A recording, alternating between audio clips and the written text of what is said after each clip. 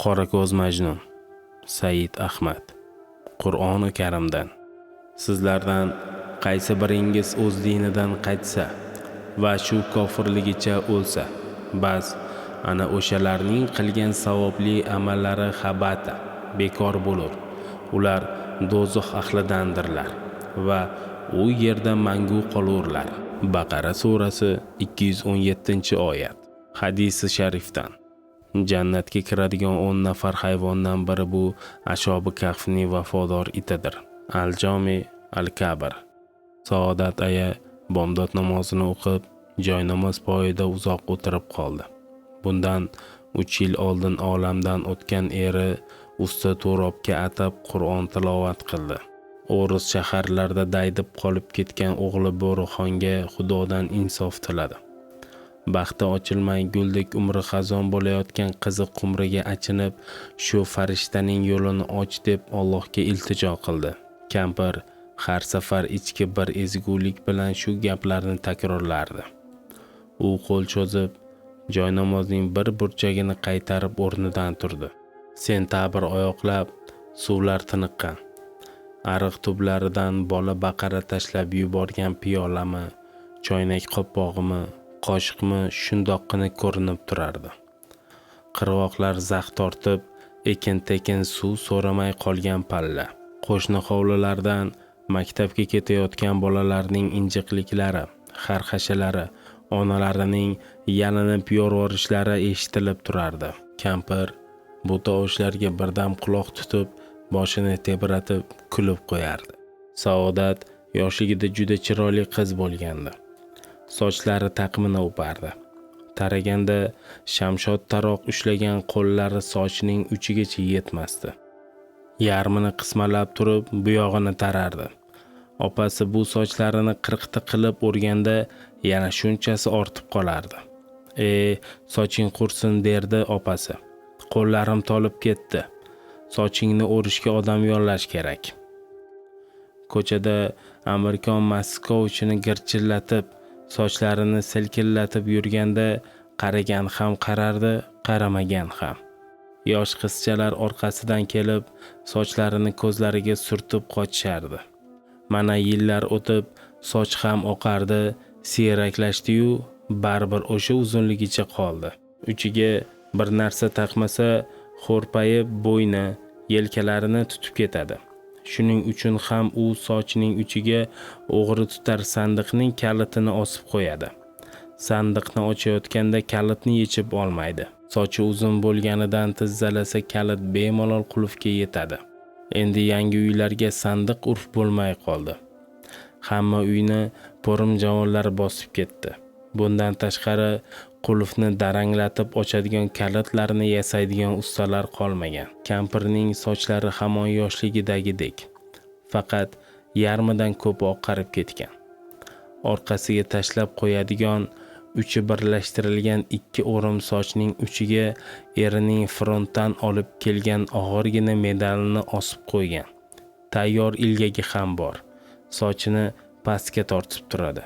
Hovlining yarmiga yaqin joyga tangadek oftob tushirmaydigan qari tut barglari sarg'aya boshlagan.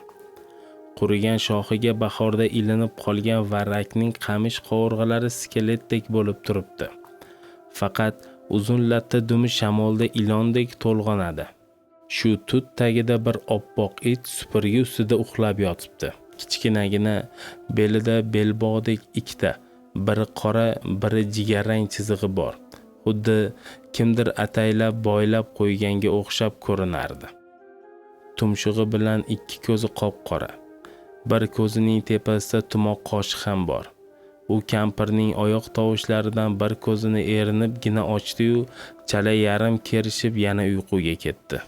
Qo'y, urishma opasi. Qorako'z hali bolada. Nima deyapsiz, oyijon? Bu it o'lgurga men nega opa bo'larkanman? Dedi Qumrixonni olib. Agar Qorako'zni yana supurgi bilan ursang, unga kosov otsang bilib qo'y, ukalaringnikiga ketib qolaman. Voy oyijon, it o'lsin. Odamdan aziz bo'lmay shu itni deb bizni tashlab ketmoqchimisiz? Qo'ying, shu bilan ovnib yuraman. Qayoqqa borsam yonimda. Bir qadam nari ketmaydi. Menga aytchi, ukalaring, singillaring haftada bir xabar olsa oladi, olmasa yo'q. Kasalxonada yotganimda shu itkina ko'kragini qorga berib, hovlida bir oy deraza tagida yotgan. Senlar qo'ni-qo'shnilarning qisovi bilan 1-2 marta xabar oldilaring xolos. Oyjon, qo'ying endi, dedi Qumri norozi bo'lib. Itning bir qulog'ida, bo'ynida, oyoqlarida qon qotib qolgan edi. Ahmoq, dedi kampir. Qayoqlarda yurganding? Yana marjabozlikka bordingmi? Majnun bo'lmay ketgur. Ahvolingni qara. Xotin talashib, rosa ta'ziringni yebsan-ku. O'lmagina, shilinmagan joying qolmabdi. Endi o'zingdan ko'r. Majnun yaralaringga dori surtaman. Illo dod demaysan. Qumrixon itni bo'ynidan bosib turadi. Kampir yaralariga yot surta boshlaydi. It g'inshiydi, inglaydi. Qumrixonning qo'llarini tishlamoqchi bo'ladi. Ana bo'ldi, endi ovqatingni beramiz. Bir oydan beri o'g'li surunkasiga kampirning tushiga kiradi. Na yotishida, na turishida halovat bor. O'g'lini o'ylagan. Yoshi 80ga yaqinlashib, kuch-quvvatdan qola boshlagan bolamni ko'rmay o'lib ketamanmi deb kuyib yonadi. O'g'li Bo'rixon 67-yili armiyaga ketgan. Harbiy xizmati tugadi hamki uyga qaytmadi. O'sha yoqlarda uylanib, bola chaqali bo'lib qolib ketdi. Ba'zida undan Yazdarov degan 2 enlik xat kelardi. Yaqin 15 yildirki adresni unutib qo'yganmi, ishqilib shu o'rischagina xat ham kelmay qo'ygan. Kampir qo'ni-qo'shnilarnikiga ham chiqmaydi. Uyda o'tiraverib qon bo'lib ketadi. Ba'zan kiyim boshlarini apil-tapil tugib, o'g'illari yo qizlaridan birinikiga otlanib qoladi. Baribir borgan joyida ham halovat topmaydi. Qizi Qumrixonni o'ylab qaytib keladi. Qumrixonning ham baxti chopmadi. 2 bor turmush qildi, farzand ko'rmadi. Qaytib keldi. Biron joyda ishlab ovunay desa, hayhotdek hovliga munkullab qolgan onasiga kim qaraydi? Aka-ukalari, singillari, opa-qo'y ishlama, tirikchiliging bizning bo'ynimizda. Onamga qara, deb qo'yishmaydi.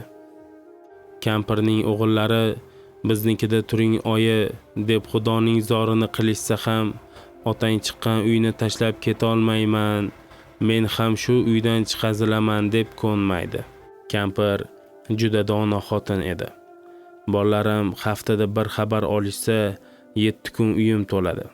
Albatta, ular quruq kelishmaydi.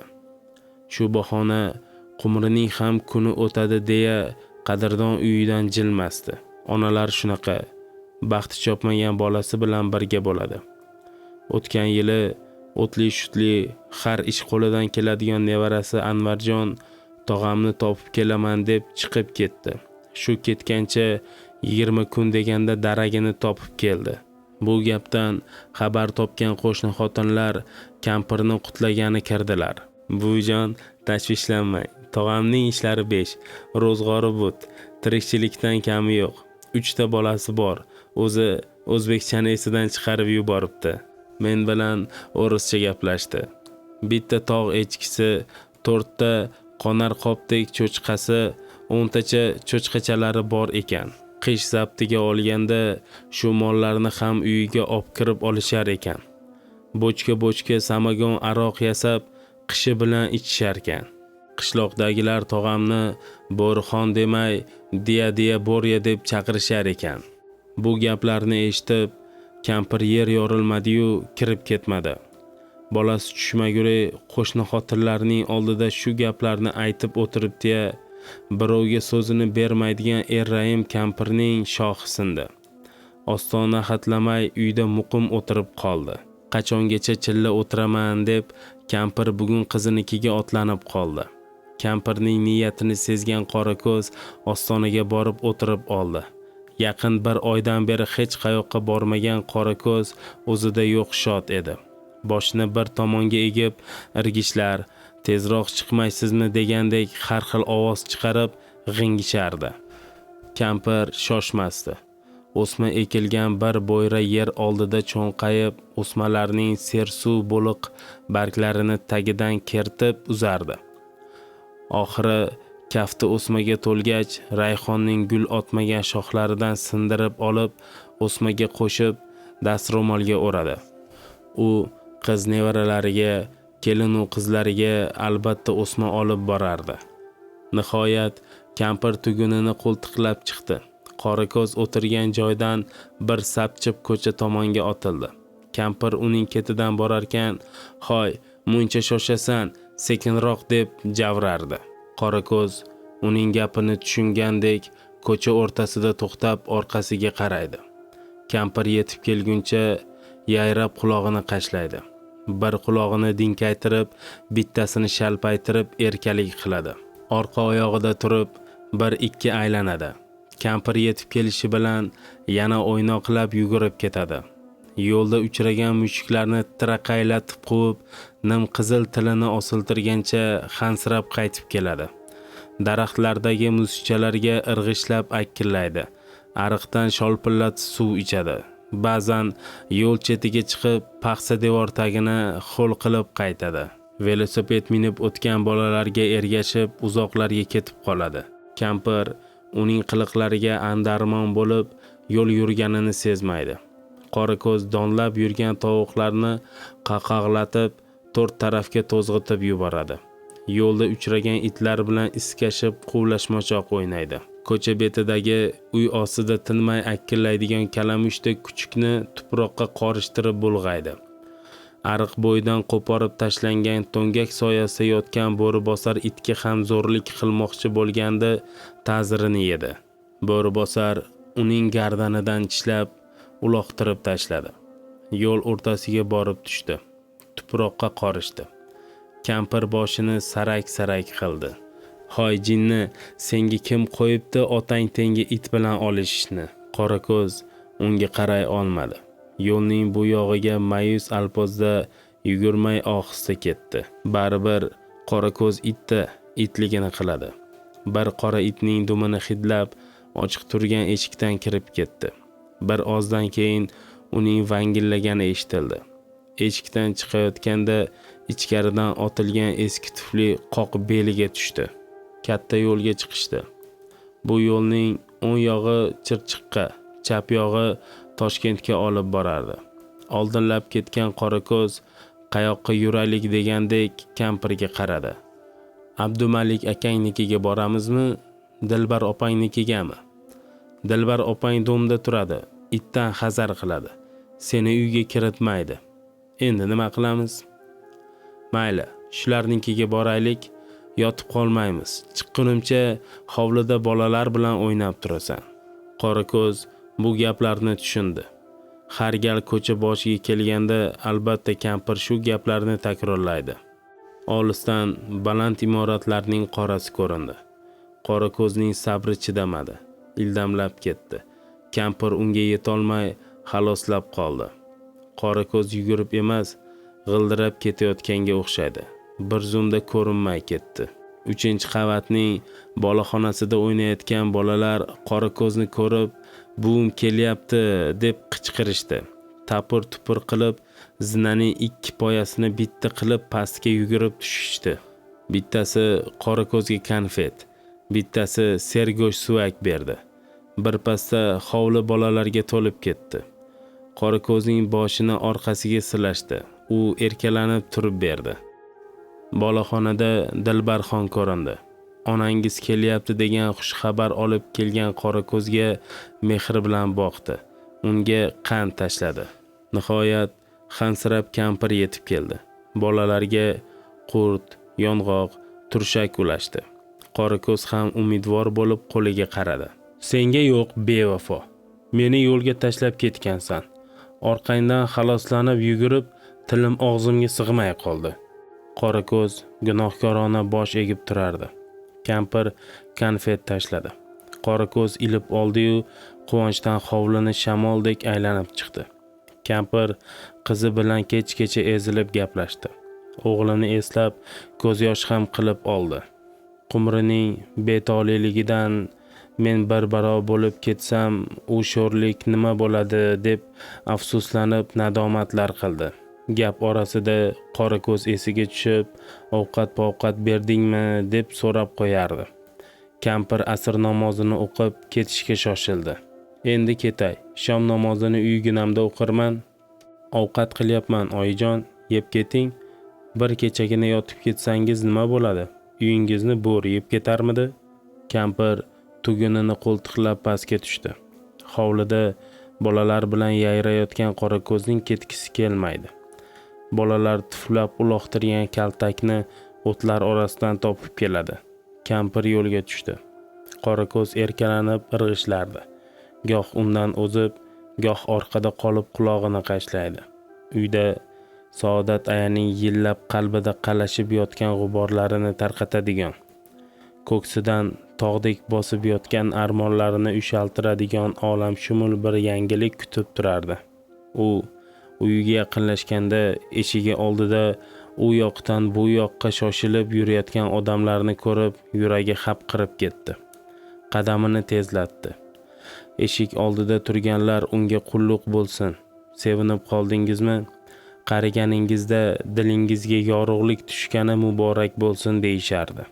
Kampir hajga ketayotganlarga pensiyasidan yiqqan pullarini haj badali uchun berib yuborgan edi. Haj qabul bo'ldi degan xushxabar kelgan bo'lsa kerak. O'zingga shukr Allohim deb ostona xatladi. Shoxiga katta lampochka osilgan tut tagidagi suppada yoshi 60lardan oshgan bir notanish odam o'tirardi. Uning ko'zlari bundan 32 yil oldingi Bo'rixonning ko'zlari edi. Voy bolam deb unga talpindi. Suppaga yugurib bordimi, uchib bordimi bilmaydi. Bag'rida o'g'lini ko'rdi. Undan aroq va sham yoqilgan uyning hidi kelardi. Kampir buni sezmasdi. G'oyibning hozir bo'lganidan mast alast edi. Karaxt edi. Baxtiyor edi. O'g'lining boshlariga, yelkalariga ko'z yoshlari to'kilardi. O'g'li uning bag'ridan chiqishga urinar, ammo kampirning qoq suyak chaqir qo'llari uni bo'shatmasdi. "Ну zachем плачешь, mama? Вот и я приехал. Хватит" der edi o'g'li. Ona bu gaplarni eshitmasdi. Eshitganda ham baribir tushunmasdi. Kampir hushini yig'ib bolasini bag'ridan bo'shatdi. Serrayib turgan qumriga "Nega baqirayib turibsan? Rahmon qassobni chaqir. Bolamning oyog'i tagiga og'ildagi qo'yni so'ysin. Qo'shnisinikida telefon bor. Aka-ukalaringga, singillaringga akam keldi deb xabar qil" dedi. Qorako'z kampirning oyog'i tagiga o'tirib olgan. Bu notanish odamga g'ashlik qilib tinmay irillardi. "Qayoqlarda yurganding?" dedi kampir o'g'liga. O'g'li onasini nima deyotganini tushunmay yelka qisdi. "Tushunmadingmi? Sen boshqa odam bo'lib ketibsan." Kampir uning yuzlariga qarab ezilib ketdi. Qarib adoyi tomon bo'libdi. Basharasiga ham o'sha tomonlarning nuqsi urib o'zbekligi qolmabdi. 51 yoshda 70 yashar chol bo'lib qo'ya qopti. Rahmon qassob allaqayoqqa ketib qolgan ekan. Topib kelishdi. Ko'cha tomonda qo'sh mashinaning gurlagani, o'g'il qizlarining ovozlari eshitildi. Abdumalik qo'y yetaklab kirdi. Qizlari, kuyovlari karton qutilarda, xalatlarda meva-cheva, olma uzum ko'tarib kirishdi. Bir zumda hovli gavjum bo'lib qoldi. Bo'rixon ukalarini ham, singillarini ham tanimaydi. Ular ham buni tanishmaydi. Bo'rixon begona uyga kirib qolgan odamdek quvishmay turardi. U ukalariga, singillariga nima deyishni bilmasdi. To'g'ri, nima deyishni bilardi, ammo tili bilmasa nima qilsin? O'ylab "Salam" dedi. Jigarlari kulishni ham, yig'lashni ham bilmay hayron turib qolishdi. Qassob og'ildan kattakon boquvdagi qo'yni sudrab chiqdi. Bo'rixonning oyog'i tagiga yotqizib, "Ukam qani bir fotiha bering" dedi. Darvoqe o'zbekchani bilmasligingizni esimdan chiqaribman. Qani omin denglar. Kampir enamizning umrlari uzun bo'lsin. G'oyiblari hozir bo'lgani rost chiqsin, amin. Qassob shunday deb qo'yning bo'g'ziga pichoq tortdi. "Ну зачем?" dedi Bo'rixon. "Ведь барана жалко. Все равно я столько мяса не ем. У нас баранина не едят." To yarim kechagacha kampirning hovlisi to'yxonaga aylanib ketdi. Tarqash paytida Abdumalik akasini mehmonga taklif qildi. Hovli jimib qoldi. Qumri ona bolaga suppaga joy solib berdi. Kampir bolasiga tikilib mijja qoqmadi. Bo'rixon to'yguncha ichgan edi, og'zidan guv aroqni hidi kelib turibdi. Kampir ro'molining uchi bilan burnini berkitgancha o'tiribdi. Rostdan ham shu odam mening bolammi deb o'ylardi kampir. Qarib ketibdi. Sochlari to'kilib, boshining yarmi yalang'ochlanib qopti. Ko'p ichadigan odamlardagina bo'ladigan zaxil bir befayzlik zohir edi uning yuzlarida. Ko'zlarining tagi salqigan, tishlari tamakidan jigarrang tusga kirgan. U otasi o'tgan uyda tuqqan onasiga, jigarlariga begona bo'lib beparvo yotibdi. Saodat kampir uni chaqaloqligida xuddi shu suppada beshikka belab tebratardi. 3 yoshiga kirguncha shu suppada bag'rida olib yotgan edi. Bo'rixon do'mboqqina bola bo'lgandi. Uni yomon ko'zdan asrasin deb kiyimlariga tumoru ko'zmunchoqlar taqib qo'yardi. Sultonimga atab unga kokil qo'yishgandi. 6 yoshiga to'lganda uni xotin Turkistonga olib borib, Hazrat Yassaviy maqbarasining shayxiga ataganlarini berib, kokilni kestirishgan. Qo'y so'yib, xudoyi qilishgan edi. Bo'rixon u yonboshdan bu yonboshga ag'darildi. Shunda uning ustidagi oq chayshabi sirg'alib, yelkalari, ko'ksi ochilib qoldi. Kampir badanidan chayon o'rmalagandek seskandi. O'zini orqaga tashladi. Bo'rixon armiya xizmatini o'tagandan keyin ham uyga qaytmadi. O'rmon ichkarisidagi qishloq butxonasi qo'ng'iroqchisining erdan qolgan qiziga oshig'u beqaror bo'lib qoldi. Qallig'ining otasi boshqa dindagi odamga qizini bermayman deb turib oldi. Qiz Bo'rixonni xristian diniga kirishga undadi. Ishq muhabbatdan ko'zini parda bosgan Bo'rixon hech ikkilanmay rozi bo'ldi. Uni cherkovda cho'qintirishdi. Keyin cherkov oqsoqoli kelin bilan kuyovga toj kiydirib nikoh o'qidi. Ana shundan keyin Bo'rixon xotini, qaynonasi bilan har kuni cherkovga borib cho'qinadigan bo'ldi. Qaynotasi o'lgandan so'ng uning o'rniga cherkov qo'ng'iroqchisi qilib qo'yishdi. Nimaki ish bo'lsa, barini u bajaradigan bo'ldi. Piliga soxta bo'lgan shamlarning uchini qaychilaydi. Yonib, tamom bo'lganlarini almashtirardi. 1970-yilning kech kuzida bir musulmon bolasi dindan chiqdi. Otaginasi bo'lganda shu suppa ustida bolta bilan chopib tashlar deya kampir ayvon tomon tisarilib borar ekan, ana shunday o'ylardi. U ayvonga yetmay hushidan ketib yiqildi. Qorako'z uning atrofida ulib aylanardi. Qumri yotgan uyning eshigini tirmalab uni uyg'otmoqchi bo'ldi. Qumri uyqusini buzgan itni qarg'ay hovliga chiqdi. Qorako'z uning etagidan tortib kampir yotgan joyga sudradi. Qumri onasining behush yotganini ko'rib qo'rqib ketdi. Qarib, mushdekkina bo'lib qolgan onasini dast ko'tarib ayvonga olib chiqdi. Boshi ostiga yostiq qo'yib suv ichirdi. Yelkalarini uqaladi. Kampir ko'zini ochdi. Hali tong yorishmay turib, Abdumalik mashinada kelib akasini olib ketdi. Unga Toshkentning mustaqillikdan keyingi manzaralarini ko'rsatmoqchi, Chorsu bozoridan uning bolalariga sovg'a-salomlar olib bermoqchi edi. Bo'rixon uchun O'zbekistonda mustaqillik bo'ldimi, bo'lmadimi baribir edi. U o'zga yurtning fuqarosi, o'zga e'tiqodning sig'indisi edi. Tug'ilgan yurtiga Muhabbat tuyg'usi uni tark qilganiga ko'p yillar bo'lgan. Ona tili qadim zamonlardayoq unutilib ketgan Shumer tili qatorida tumanlar orasida qolib ketgandi. Ertalab kampir hech narsa bo'lmagandek o'rnidan turdi. Qumri qarasa, onasining qolgan qora sochlari ham bir kechada oqarib, ajinlari ko'payib ketibdi. Qumri onasining nega bunaqa bo'layotganini bilib turardi. Boya akasi tong yorishmay hovli etagidagi yong'oq tagida devorga qarab cho'qinayotganini ko'rib hayron va lol qolgandi. Ayollar umuman titimsak xalq bo'ladi.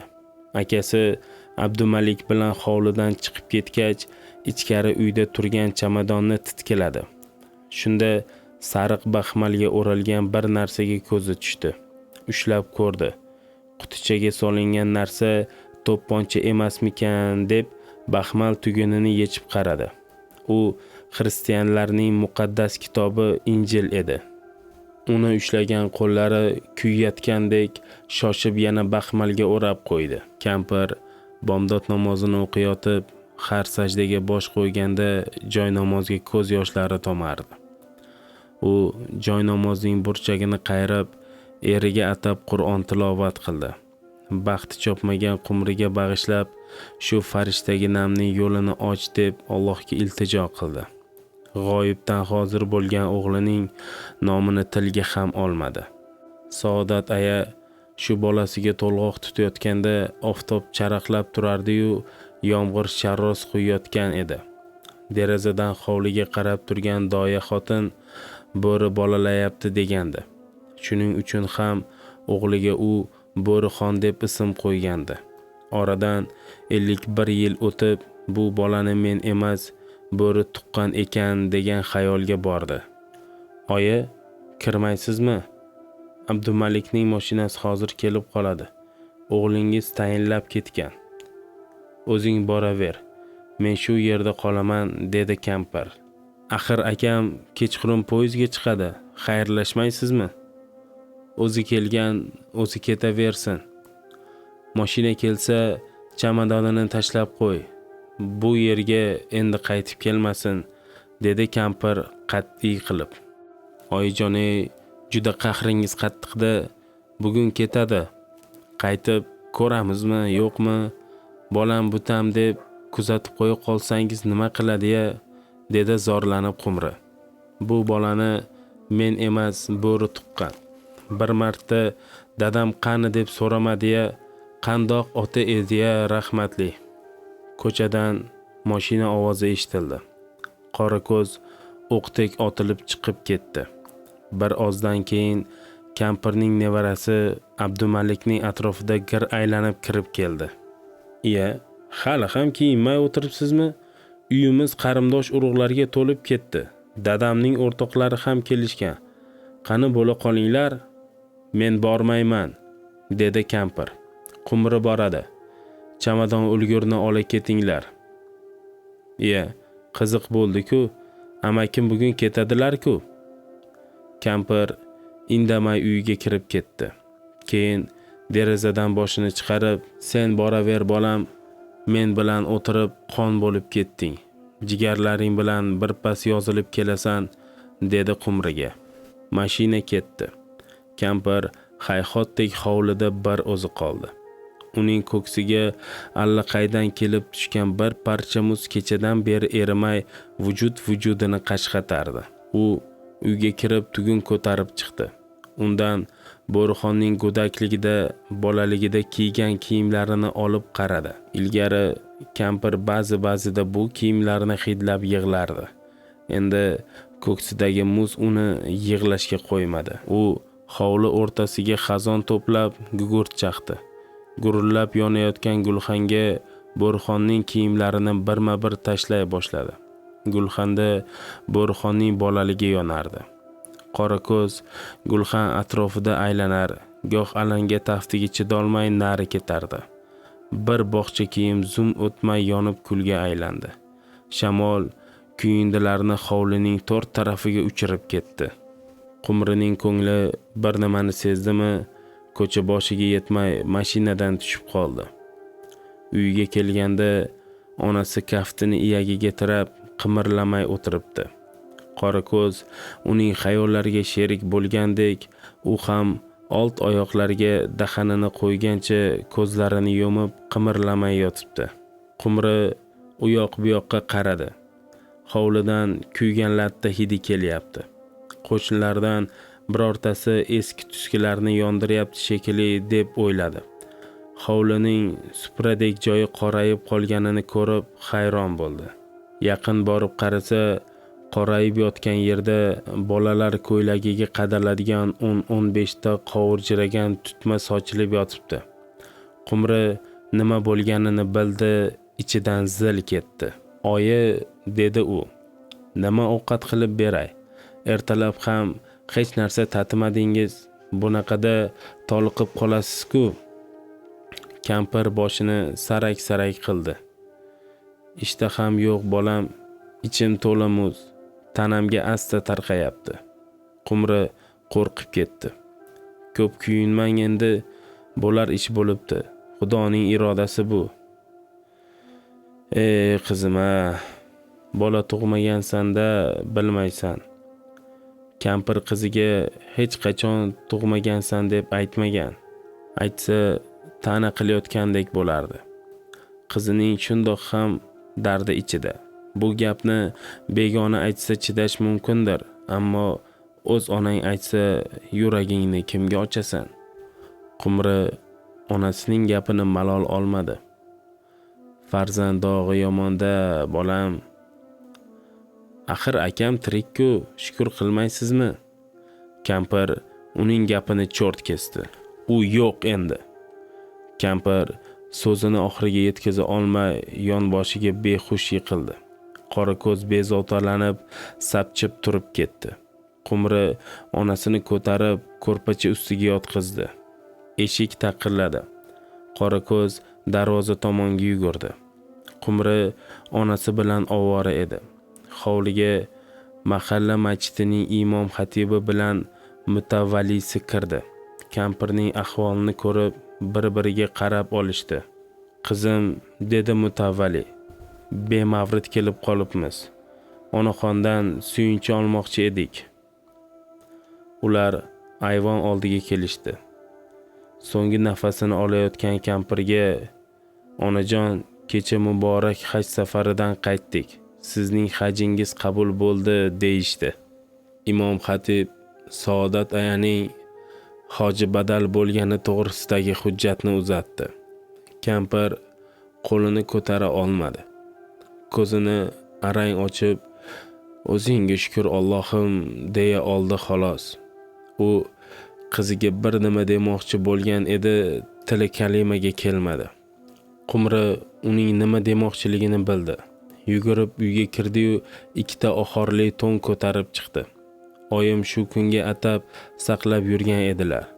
U shunday deb ikkovining yelkasiga to'n tashladi. Kampir 2 kun shu alpozda yotib, sal o'ziga kelgandek bo'ldi. Tilga kirdi. Aslini olganda uning umri tugagan edi. Bu xush xabar uning tugab borayotgan umriga umr ulagan edi. Bu hol shamning o'chish oldidan bir lop etishga o'xshardi. "Ukalaringni, singillaringni chaqir, vasiyat qilib qo'yay. Sen qo'rqma qizim, o'lim haq. Bu jon degani Allohning tanadagi omonati. Undan qochib qutulib bo'lmaydi. Puf etadi-yu, chiqib ketadi." Kampirning bolalari yetib kelishdi. Qumri onasining orqasiga yostiq qo'yib berdi. Qator o'tirgan bolalariga, nevaralariga qarar ekan, kampir mamnunlik bilan "Xudoga shukr, tobutim oldida boradigan hassakashlarim ko'p ekan", dedi. "Eshitinglar, bolalarim, Abdumalik, endi bularga sen ota o'rnida otalik qilasan. Qumri qizim, endi sen mening o'rnimga qolasan. Abdunabini shu hovlida uylantiringlar. Yilimni kutib o'tirmay to'y qilaveringlar. Shundoq qilsalaring arvohim shod bo'ladi.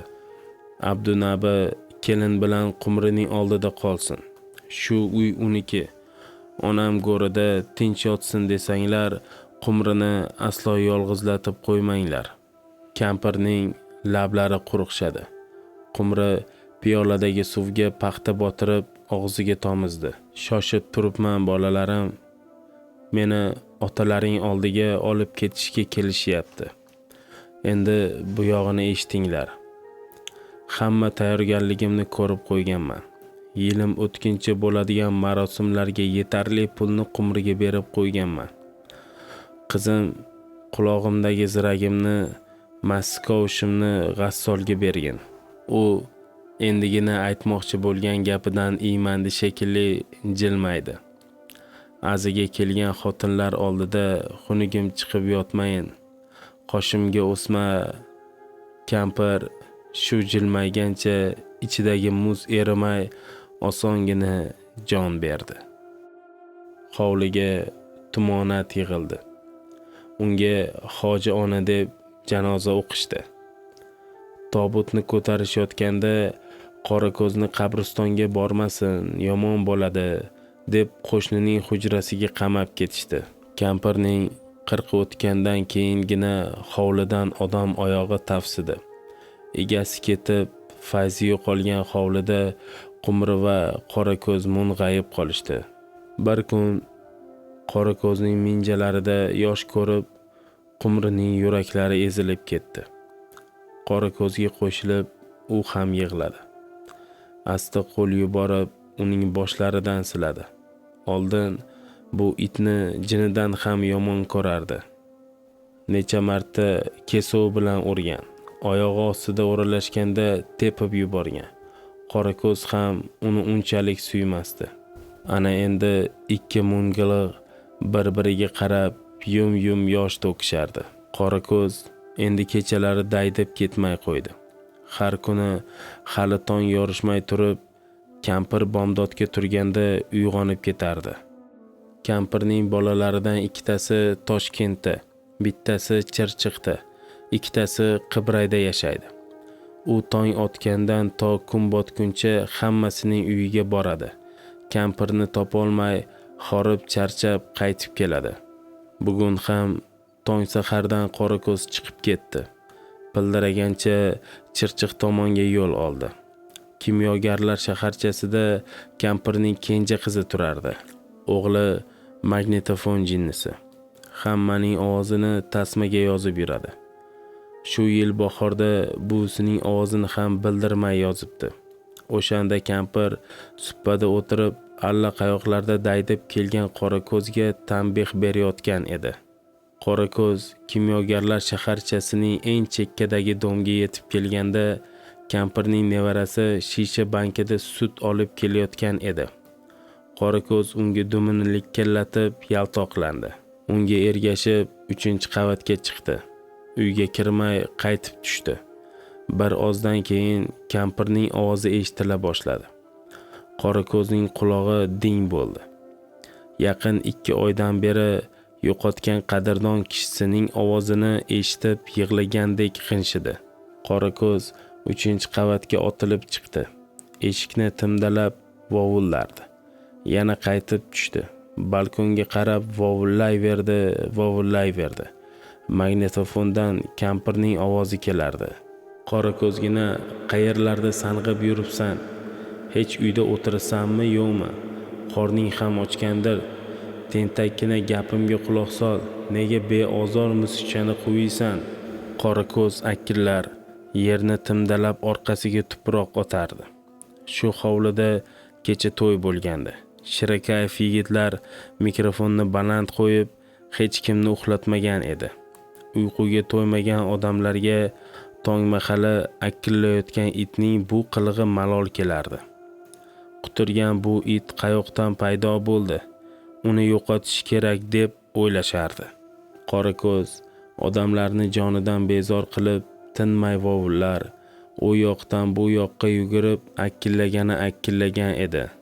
Daydi itlarni tutadiganlarni chaqirish kerak, dedi 1-qavat boloxonasidan choyshab yopib chiqqan kasalmand bir kishi. Qutirgan bu, bollarni tishlab olmasinda uni otib tashlash kerak. Hoy, kimning miltig'i bor? deb asabiy qichqirdi 3-qavatdan bittasi. Kampirning ovozi hamon eshitilib turibdi. Qorako'z akillashni qo'ymadi. Shu payt 4-qavatdan kimdir varanglatib o'q uzdi. Qorako'z vangillab yonboshiga ag'darildi. Orqa oyoqlarini 1-2 silkitib jimib qoldi. Magnitofon tasmasi hamon aylanardi. Qorako'z o'lgur, Majnungina, yana qayoqqa ketyapsan? Ma'shuqalaring oldigami? Kelinni qachon ko'rsatasan? Laylingni bir olib kel, ko'ray. Qorako'z kampirning ovozi kelayotgan boloxona tomonga yuzini burgancha jonsiz yotardi. 999-yil yanvar